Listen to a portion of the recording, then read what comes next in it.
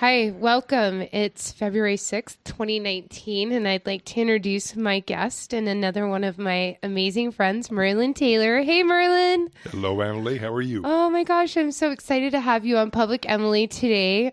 I've decided that I would like to try my hand at doing video podcasting, and I hope to have like a science, information, and kindness show.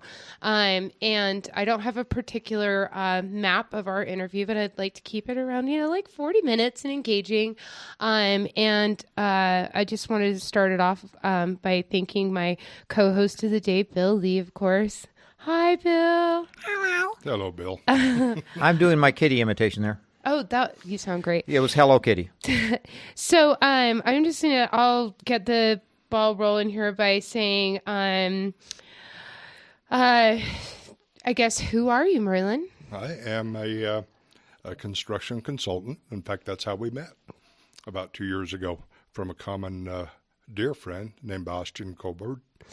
And he's an attorney that I work with regularly. And that's why I met you, was out to your place after you'd had some construction services gone wrong. Yeah. Yes. So I find that to be like such an interesting profession. I want to know more about how you became Merlin. Like, what is your job title? And how you got a voice that's just like Burl Ives. It's great. I should use that more often. Wow. I became Merlin after 35 years in business as a custom builder, and stayed very much into local politics with home builders associations and state associations and government entities. So I got involved in the legislature, and through all of that time, pretty much prepared me to become they say expert witness, and I dislike that term. Oh, tell us why you dislike that term. I haven't met many that are actual experts, because we're all still learning, and there's so much change. There's always something to learn. So I refer to myself as a consultant, but court documents will always refer to an expert witness, whether they're scientists or construction consultants or from whatever background as that. So that pays pretty well, though. When it says expert witness, that kind of it pays well. It does. So who pays? Who pays when you become an expert witness? Do attorneys pay you, or is that something that like a private person who is looking for defense would pay you? Like, how do you call or like sequester your services? Typically, we're engaged by an attorney.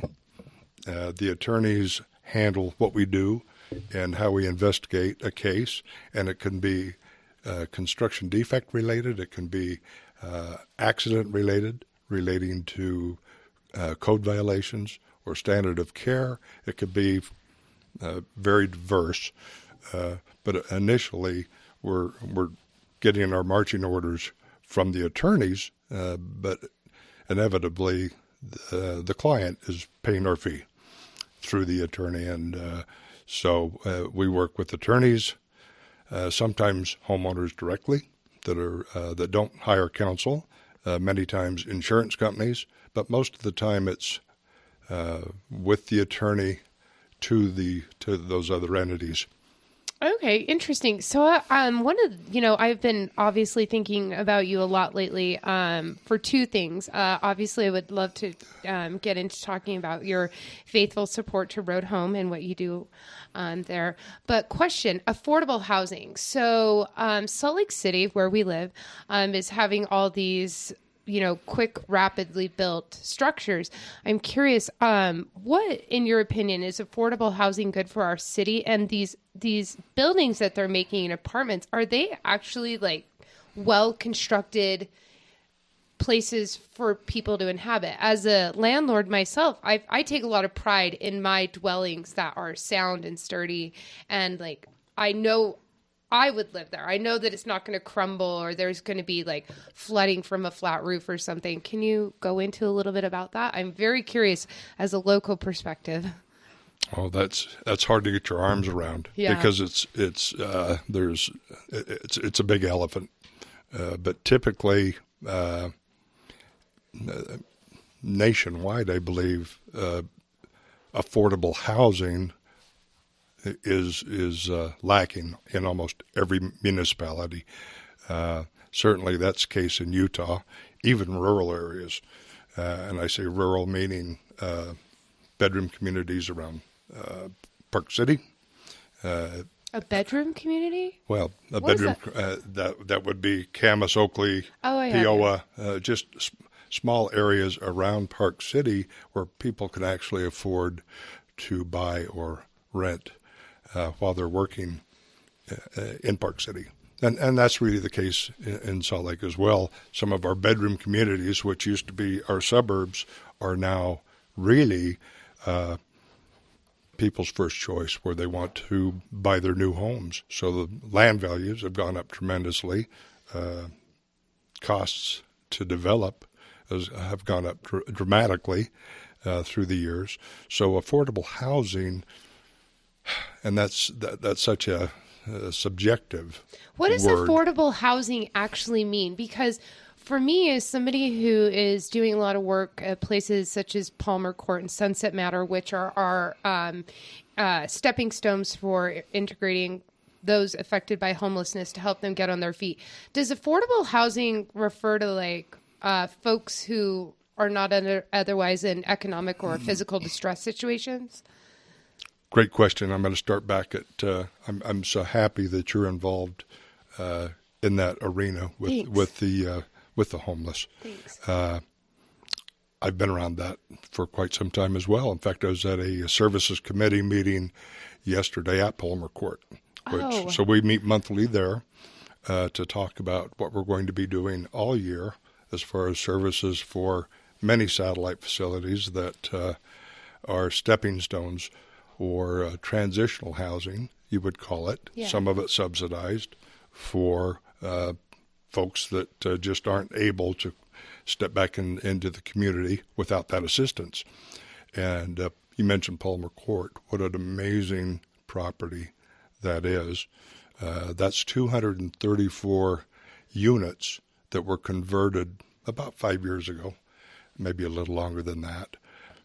Converted from a Holiday Inn. At one point, it was a Ramada Inn, but it was that typical two-story, beautiful U-shaped Hotel motel. Yeah. That did very well in our city for so many years, and they recrafted that building into 234 units.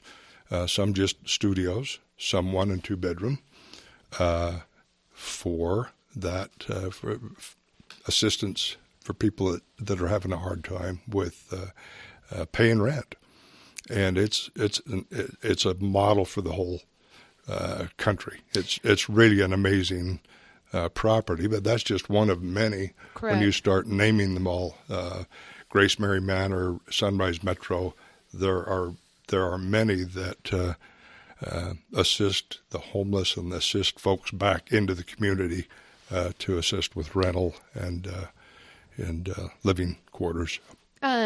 So, and excuse me for being a novice here, I understand that sometimes not just people affected by homelessness would go live there. There are sometimes families and individuals who are still recovering from the economic downturn that we had during the housing bubble, who simply were able to keep their jobs, but things slowly had to limit their resources.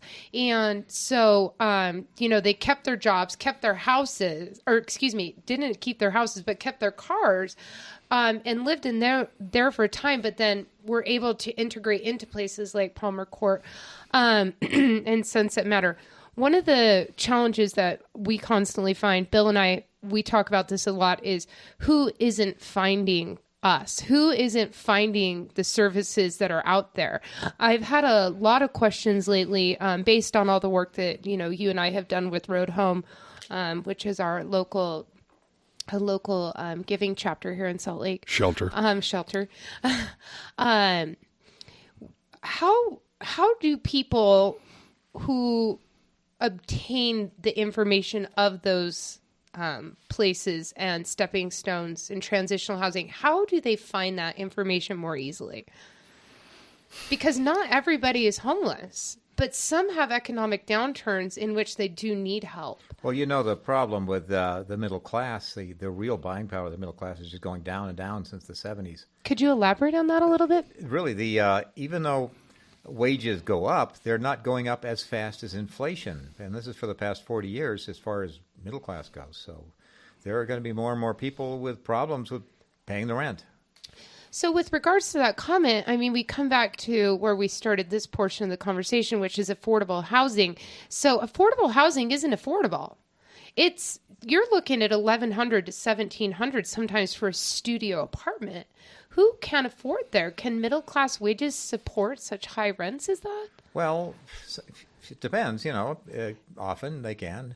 A lot of people who are middle class can obviously are living, but they may be spending as much as half of their income on housing. Yeah, and I think they say rents are supposed to be at about 40% of your monthly income or less is the ideal.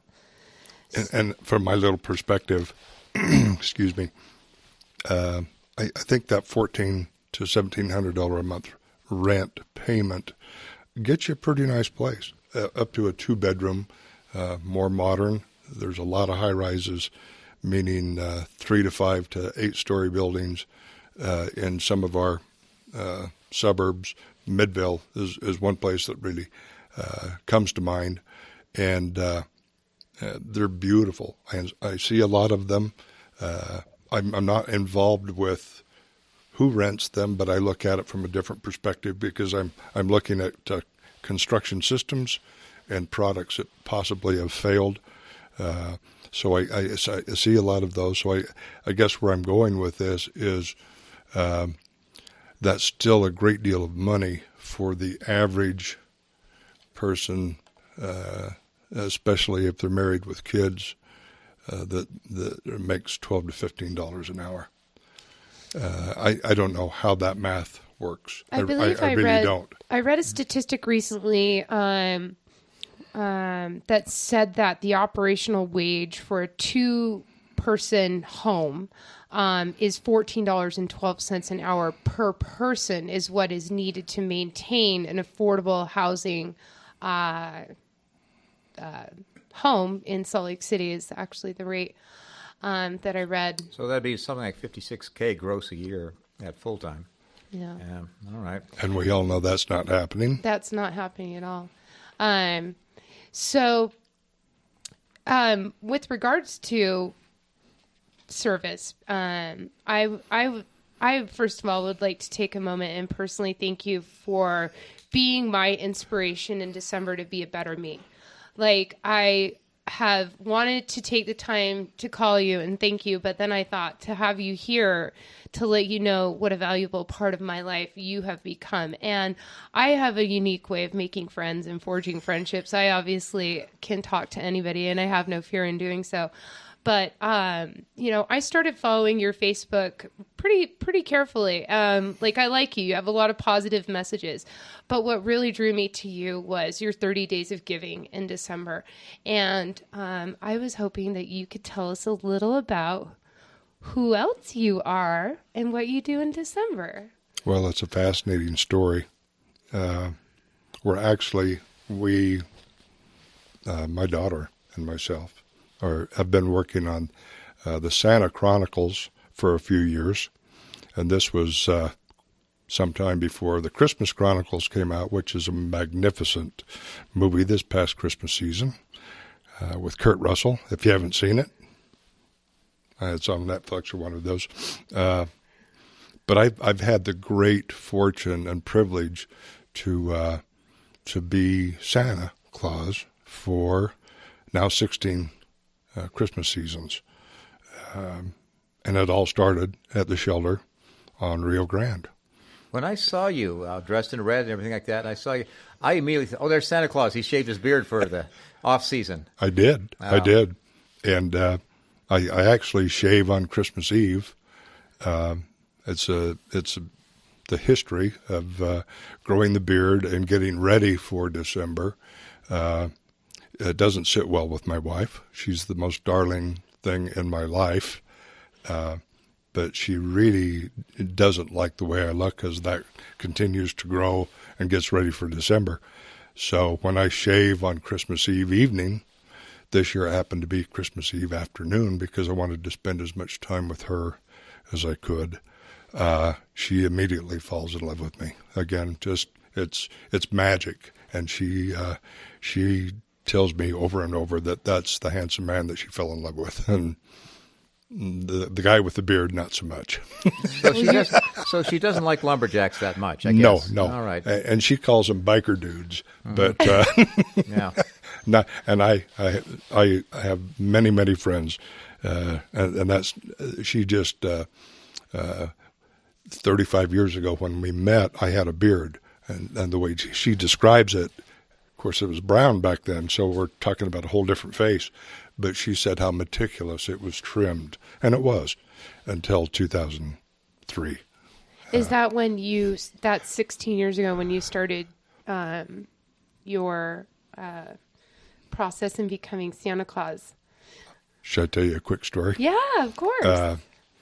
One of my dearest friends from the road home, and believe me, I have so many amazing people in my life as a result of being involved there.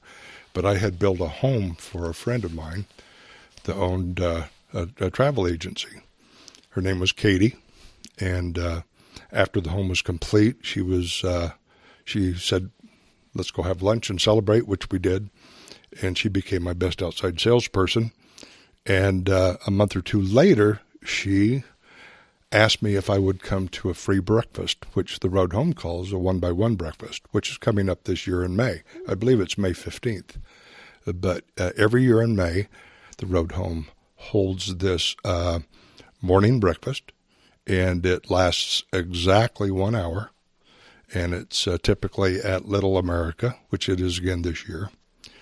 And I went to that breakfast in 2002 with a friend that I was also building a home for that knew Katie well. And at that 1 hour event, I was, I don't know how else to put it other than the clumsy, I just took it hook, line, and sinker, and I never looked back, and I wrote, for me, a large check to make a contribution, just while we were all sitting at that breakfast table. And I immediately, the next month, got involved with the services committee meeting, and then was asked to be on the board the following year, 2003. And stayed on that services committee meeting schedule once a month until I believe it was September. And my dear friend, I haven't said her name yet, Celeste. I don't need to say last names because if you know the road home, you know the remarkable nature of everyone that's affiliated with the road home, especially the professionals that do the day-to-day counseling, and they're just remarkable. They have a common thread that's, I don't know really how to describe it, but Celeste is the best of the best. And in the services committee meeting, she said, "Does anyone know where we could get a Santa Claus for a press conference about the 1st of December?" And this is a press conference for the road home and the YWCA every year have a joint program called Candy King Corner. And for some reason, I thought it was a good idea to raise my hand and volunteered to see if I could do that. And the only reason I did is that my ex-father-in-law, who I loved dearly until he passed away 5-6 years ago, we were always best buddies. We were dear friends, even when I was still married to his daughter, and we don't need to get into that today. But his name was Max, and Max was our Santa Claus for years, and he was a remarkable man. I could talk about him for another hour. Maybe we'll do that another time. Absolutely. But I approached him. I said, "Max, may I borrow your Santa suit. And I had no idea what that meant back then. Because if someone came to me today and said, Merlin, may I borrow your Santa suit? I would look right through them like they weren't. I wouldn't even know what to say. Why? Other than, what is that? Is It's that like his- borrowing somebody's? It's his Santa suit. That's a no-no. You don't. Oh. So Max was so gracious, and I borrowed the Santa suit with all the gadgets, everything, and wore it to that press conference, and stood in the background behind the podium, and was so wiggly, I just didn't know what to do. Did you have a beard? Did you put on a beard for that, or what? No, but the outfit from Max came with the most beautiful beard and wig. I've never used that. Now I had a little bit of color left in my beard in 03, and it was good enough to start being a Santa. So they're looking at that and they're thinking that's a young Santa, which is a completely different story. But, You know, whatever age that was then. But the press conference went off, all right, and then someone said, and I'll mention another remarkable human being from the road home named Matt. And if you know the road home, you know who Matt is. And Matt is one of the most eloquent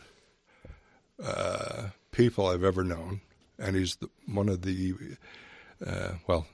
he's everything we'd all like to be. Let's put it that way. He's just an amazing human being.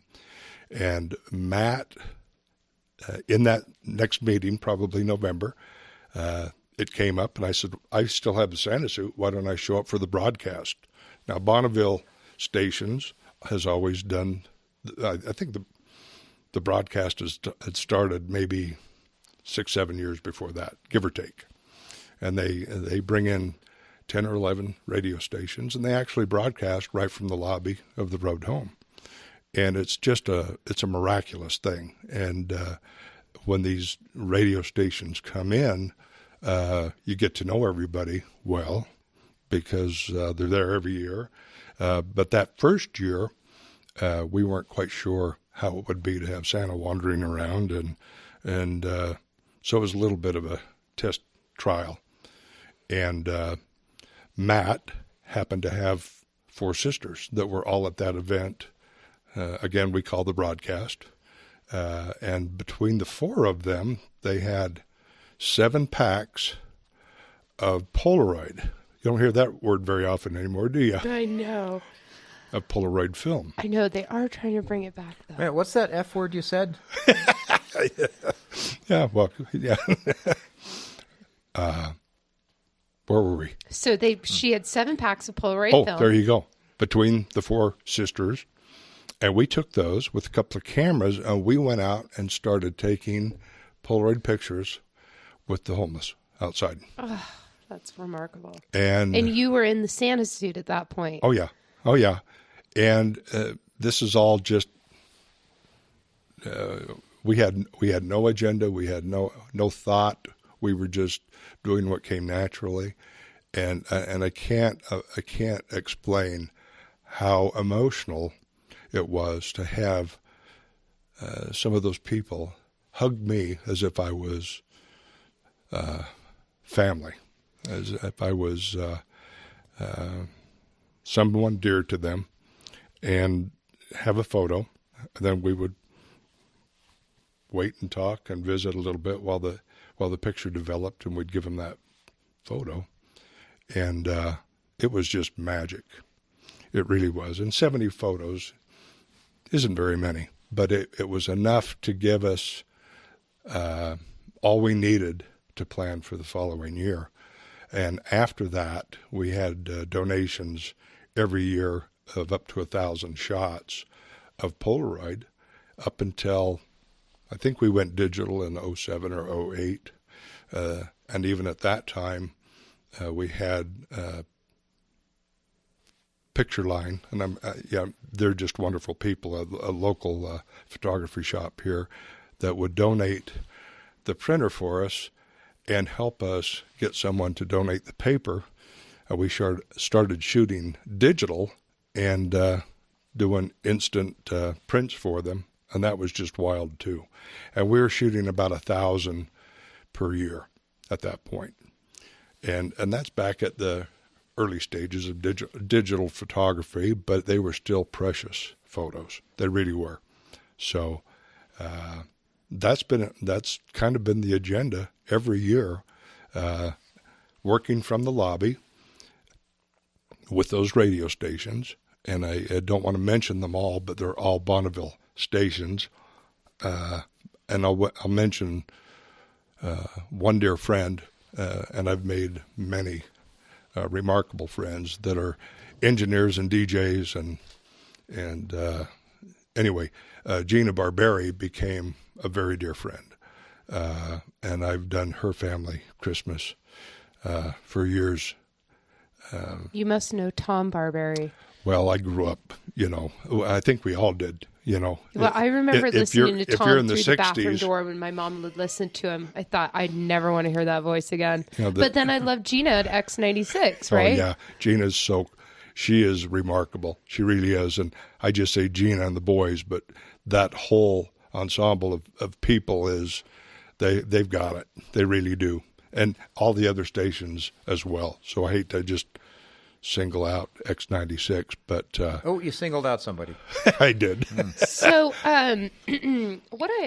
one of the most remarkable takeaways I had from being one of your fans is I couldn't figure out what you were doing, but you just described it. It was getting to the lobby and creating what your act of service for folks. And through my tiny, infinitesimally small time of service, though I feel like I have some momentum with that, I realized that there are a lot of services and details that we provide those who are being affected by homelessness. We can give them soap, we can give them showers, we can give them clean clothes to wear, we can often give them shelter. But the things that they don't have are the kindred bits that make you feel a little bit more human. And for those, I always say it's a hug.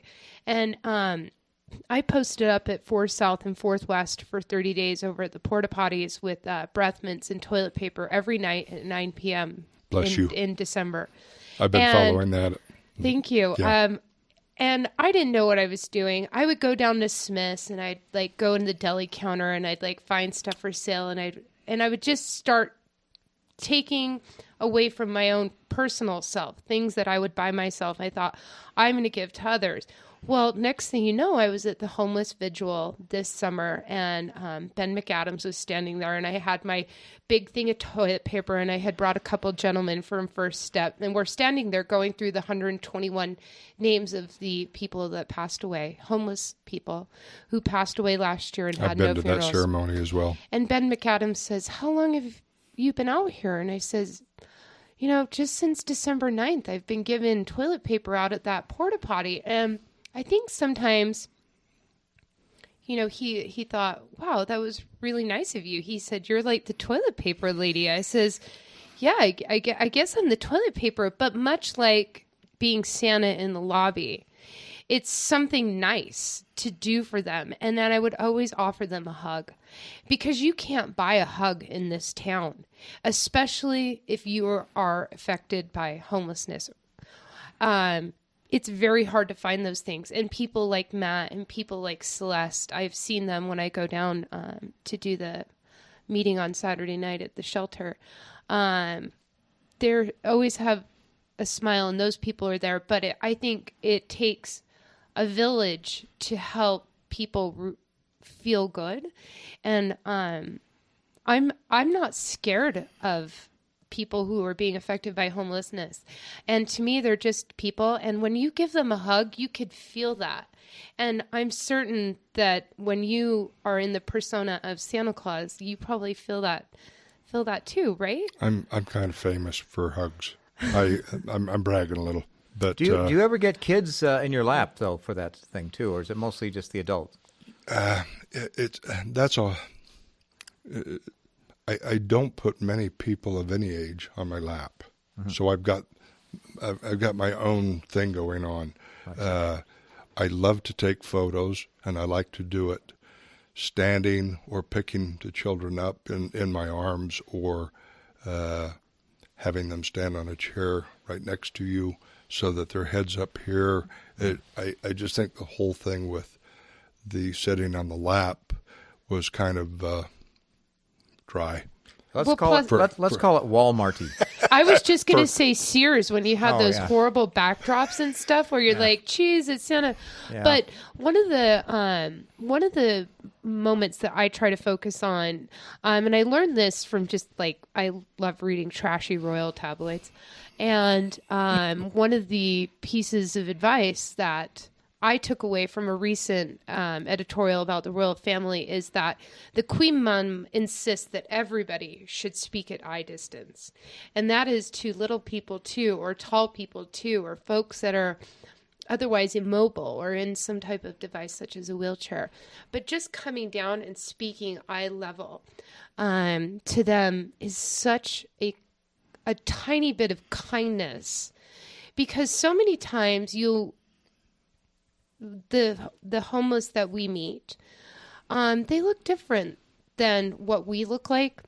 But as an old friend of mine, Helen Peters, used to say, normal is setting on a dishwasher. There is no normal. There is no and normal. These hugs and making eye contact and inventing a little bit of service that is unique to you can just make the masses so happy. And I just think it's so awesome to get the continuum. I just can't tell you, like, you started me on being more kind. And when I started publicly putting it out there, like, hey, pass the kindness on, it started getting more people being kind. And next thing you know, I would see friends of mine, like my friends Valerie, my friend Bridget, who I had to take some time away off the last 3 days, and my girlfriends were down at the park in my place. I never asked them to do that. They were down at the park. They were looking for on sale sleeping bags. They were gathering coats. They were going to follow places in my feed to help others. And how do we make that happen on a larger scale? How do we find the people who aren't finding us? Like, I find this to be such a fascinating domino effect. It's like the most super positive domino effect ever. And I want to tell our viewers and tell our friends, like, you too can invent service.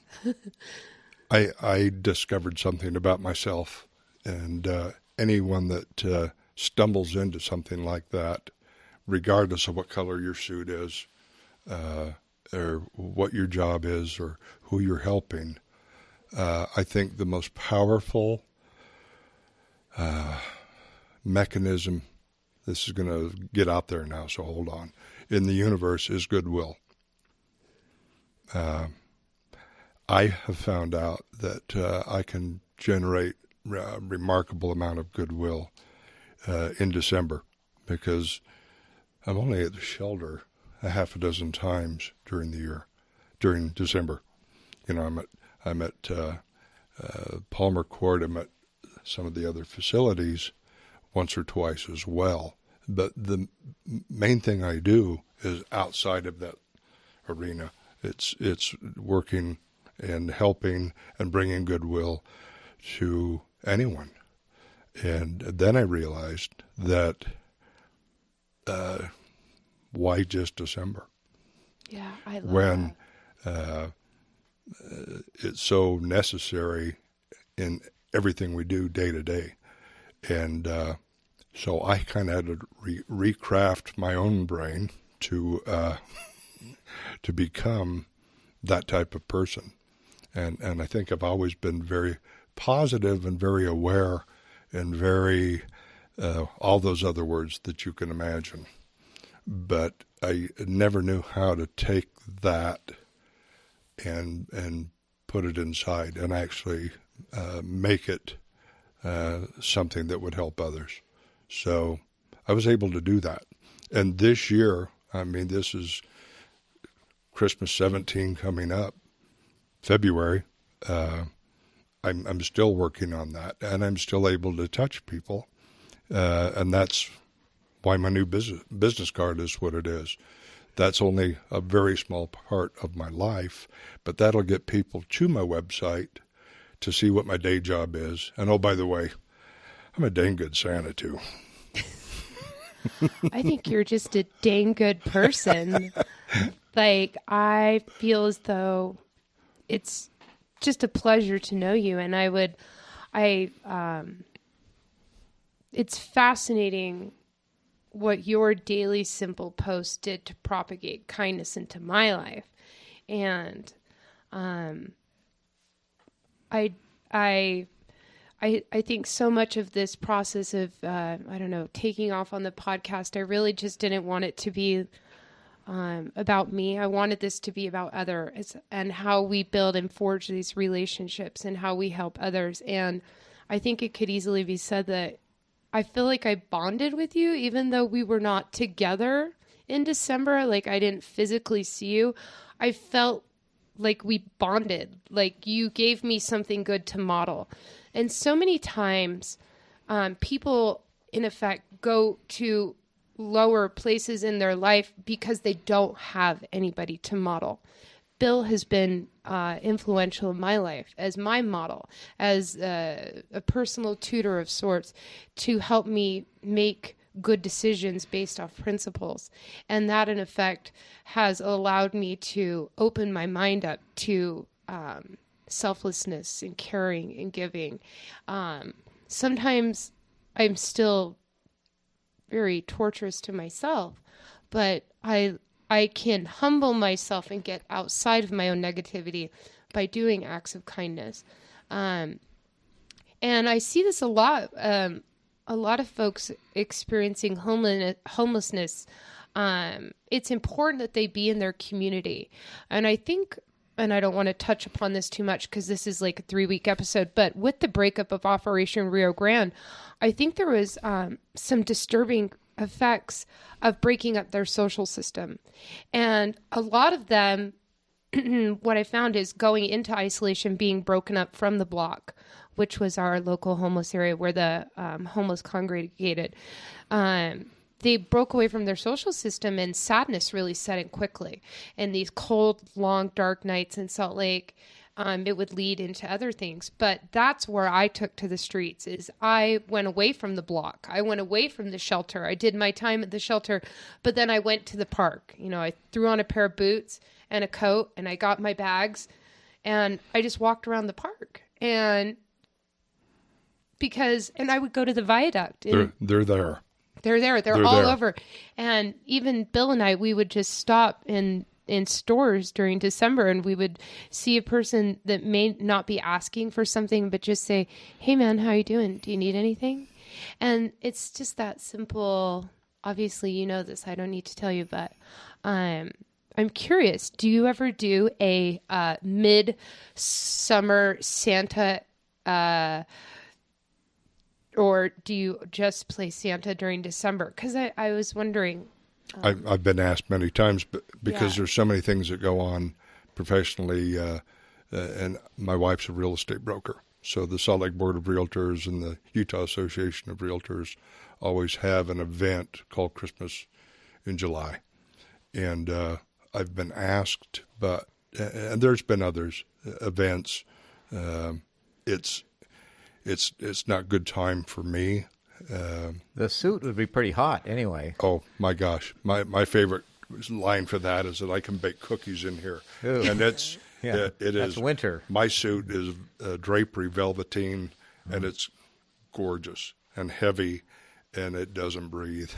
Velveteen. That reminds me of that book when I was a little girl, Velveteen Rabbit. Yeah. Is velveteen a specific Santa suit material? I don't believe so. It's drapery material. Drapery. But if you can visualize that perfect color of red drapery from floor to ceiling. I think. Wait, Santa Claus came from Florida? Could have been. I think, however, the velveteen is approved by flying reindeer. So I think it does have now the we're approval. getting into a whole new.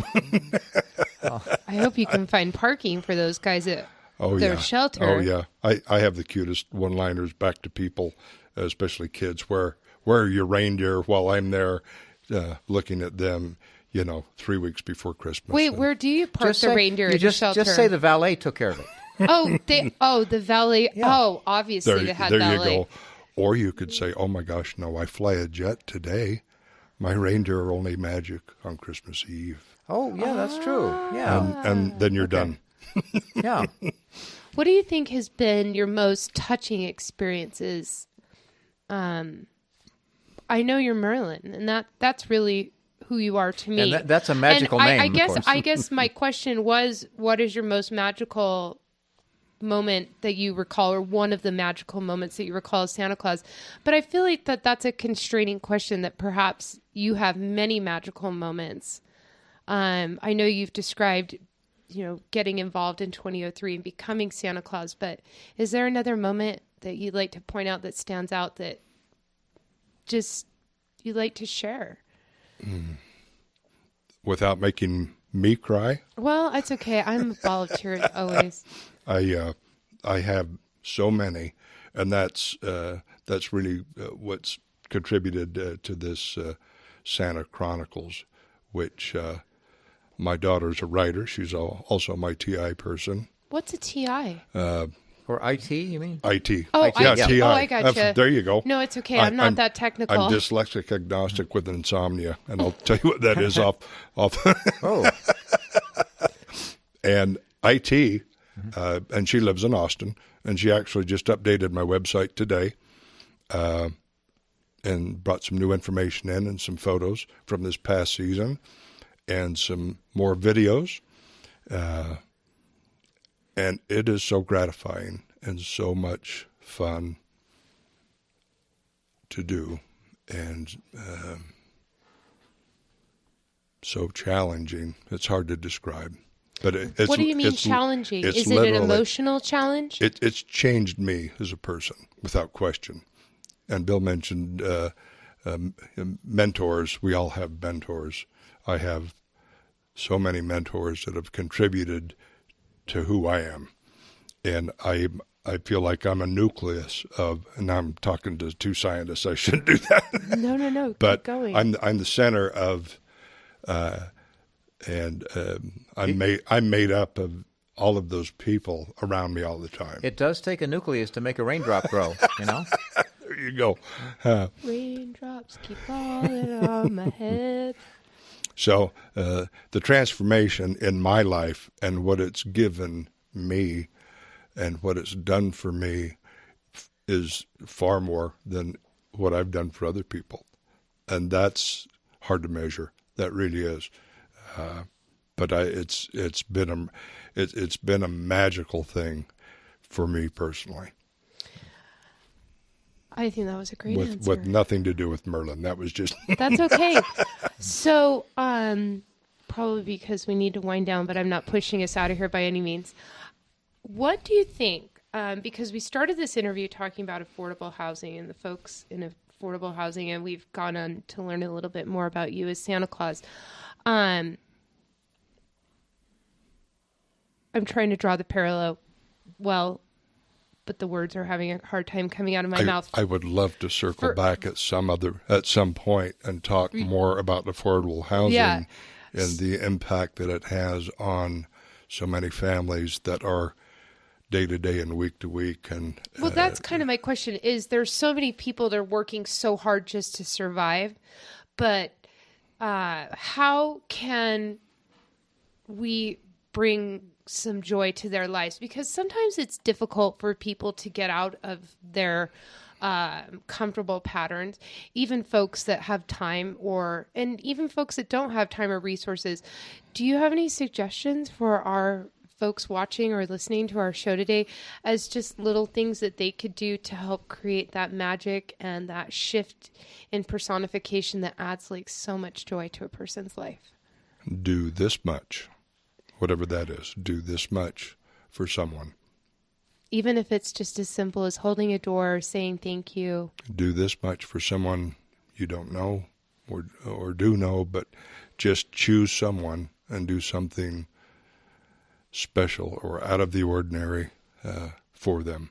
That will, at least for me, that led to many, many more people that I could touch, that I could get involved with. And I really don't know a lot of people personally or even by name, but I'm still able to do some pretty crazy things to make life better for them, which has been a mirror back to me. It's just made my life remarkable. I think you have an amazing ability to teach without using a lot of words, which I think is really awesome. Again, just watching and following your social media. And when I saw when you went from Merlin Santa Claus in December to being a devoted husband, which you always are in January, but you did 30 Days of Joan in January. And I thought that was so awesome because, you know, my friend Bill here has survived, if I may be so out there, has survived cancer as well. And, you know, he's in recovery from cancer. That's 50s. You're supposed to go like 50s. Survivors. And I feel like probably even just you doing that was able to lift her spirits. But you not only lifted her spirits, you lift our spirits because we don't want Joan to feel crummy. And like we were able to send positive vibes. Like I found myself when I was in California in late December that I just took the time to like go to her page and be like, hey, I'm thinking about you. And just, I love to see you do that. Like you make it look so easy to just focus on one thing, but yet you're doing so many things. But we should clarify, Joan, of course, is your wife. Yeah. Joan's my wife, real estate broker, the greatest thing that ever happened to me. And I chose January because she is so giving and so helpful and so tolerating during the holidays, but also January 3rd happened to be, without getting into any detail, happened to be your last treatment. And so at that stage, let's put it that way. So it was a celebration. January became a celebration. And not only is she a remarkable person and my darling wife, but she's the glue that took everything that we've discussed today and allowed me to do what I do. In other words, I would have been on that path. I wouldn't have been of that mindset. I would not have been focused. I would not have been that person to even begin to do that in 2003 if it weren't for her. Wow. So that's such a awesome devotional to her and to you, and I thank you so much for being a part of my life. And it's really nice when somebody cares as genuinely as you. I simply cannot put the words together well enough to say thank you for making my life better. And I hope that in folks watching or listening to this episode that you can really understand the magnitude of the happiness that you bring to people's lives. And I'm sitting here through this interview and I'm like thinking to myself what it would be like to be a little girl, to like hug my parents again, but to see Santa Claus, because I'm a magic fueled person. Like I totally believe like in magic, like not David Copperfield magic, but I believe so Penn much. and Teller? That's like, real magic. More like that magic that gives you the, like, not to sound weird, like that burning in your bosom, like the magic that lights a fire inside of me to want to be a better person. Yeah. And like, you're so awesome. I'm so lucky to know you and like bring you to this studio full of like magical guitars, and you get to meet my cohorts here. And like, I really want to thank you for being a part of my life. And I hope that I'd love to have you back on this show and like even just like have dinner with you and Joan would be fun. Well, let's do all of that. But let me also give you one of my favorite one-liners. Jack Nicholson and I say it to Joan a lot. And that is, you make me want to be a better man. I forget the name of the movie, but that's how I wake up every morning. Nice. Well, I'm going to take an obligatory selfie. Okay. Greg, are we about at our time? Okay, guys, smile. Yes. So I guess that's the wrap on the second video of Public Emily. Do you know? I mean, you talk about Oh, hi. an expert witness making a lot of money. I think you could make a lot of money narrating books, just narrating really interesting stories. You would put what's his name, Garrison Keillor, to shame. Oh well, now that's Garrison sounds like a really scary name. Well, he's not that scary. I mean, in Lake Wobegon, he's okay. Lake Wobegon? Lake Wobegon, yeah. That's his. That's the imaginary place. Woe be gone. All your woes be gone. There we go. I love people with amazing voices. And Joni has a distinctive voice. Well, I guess we all do in some respect. But one of my dear friends is Phil Reeson. Oh, and yeah. He's always we been saw him at the Road Home dinner. Yes, at The chili cook-off. chili affair. Woohoo! And he has one of those over-the-top, every word out of his mouth voices. And so do his boys. Or a couple of them do, that are in the business. So, yeah. All right. So thank you. Hey, thanks for being a part of my show today. Thanks for being a part of my life. And I'm happy that you got to meet Bill one-on-one. And maybe someday we can actually talk again on the show. But I intend on spending a lot more time with you personally, and Joan. I look forward to that. Thanks for being here. Thanks for Man vs. Music providing the studio today. And thanks to one of my best friends, Baba Beta, for being here. And, of course, thank you to you, Bill. It's all about making dreams a reality. And that's a wrap. Good night. Thanks.